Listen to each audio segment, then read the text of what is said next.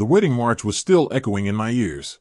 Emily smiled at me in her gown. She was beautiful. I held her hand and felt, for the first time, that my life had been worth it. We started making the rounds, toasting table by table. Laughter, congratulations, the clink of glasses. The air itself tasted sweet. Then her phone rang. It was right next to my hand. We both turned to look. No name on the screen. Just an emoji. A red heart, pulsing. Her smile froze. Her fingers flew across the screen. She hung up. Telemarketer, she said softly. Her lips had gone pale. I didn't say anything. 10 seconds later, the phone rang again. The same heart, beating insistently. Guests began to glance our way. She snatched up the phone, her hands trembling as she declined the call. I'm sorry, Jack. She forced a smile. I need to take care of something. She lifted the heavy skirt of her dress and hurried toward the terrace, almost breaking into a run. I set my glass down. Excuse me, I said to the family and friends at the table. I followed her. The train of her dress swept across the polished floor. The terrace door was ajar. Her voice was low, but the wind carried her words to me. Please, not now. Don't do this. I'm at my wedding. You said you'd bless us. That's not how it is. Calm down. I stood in the shadows by the door. Blood roared in my ears. Then her voice stopped, cut off, I assumed, by the man on the other end. And then a man's shout exploded from the phone, loud and unobstructed. She must have hit speaker by accident. Bless you? Fuck your blessing. Emily, you weren't saying that shit last month when you were in my bed. You said you only loved me. You said this marriage was just to appease your family. You said we'd be together soon. Every word was an ice pick. I pushed the door open. Emily stood with her back to me. The phone had fallen at her feet. The man's voice kept blaring, soaked in alcohol and rage. She spun around, her face completely drained of color. Jack, it's not. She tried to bend down for the phone and staggered. I was faster. I picked up the phone, still screaming. Who are you? I said into it. Silence, heavy breathing.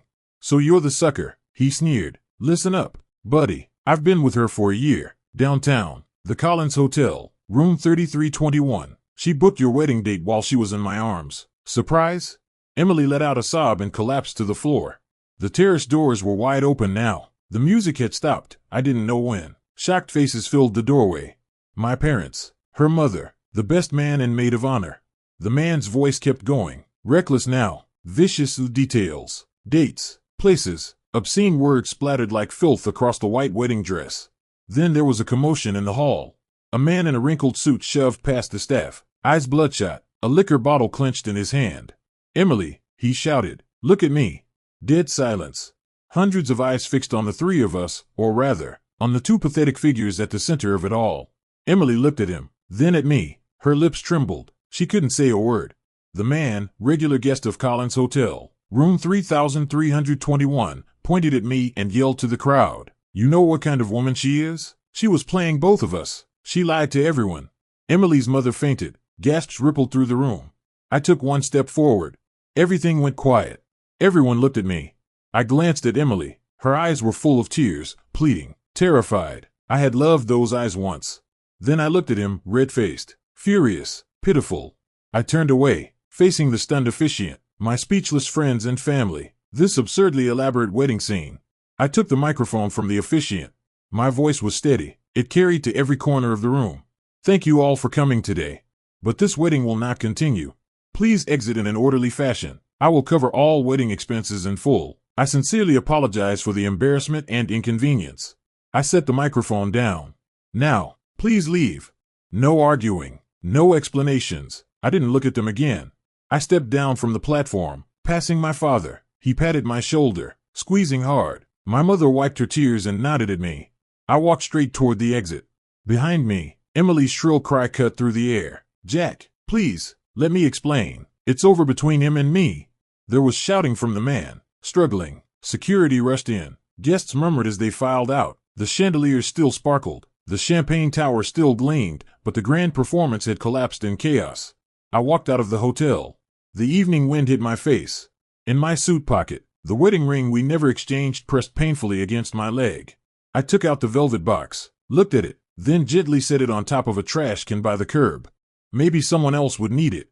I didn't anymore.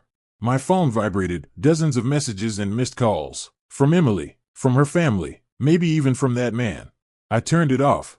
Across the street was a small cafe. I went in and ordered the bitterest black coffee they had. I sat by the window, watching the crowd disperse from the hotel, watching the two of them get pulled apart by security, watching my family get into their cars and leave. The coffee was bitter, but it was clarifying. I knew tomorrow would bring gossip, invasive questions, and a long legal mess. But at least, before the sun set tonight, I had cleanly removed myself from that absurd story. Traffic streamed by on the street. My new life, stuck in gridlock for so long, could finally start moving forward.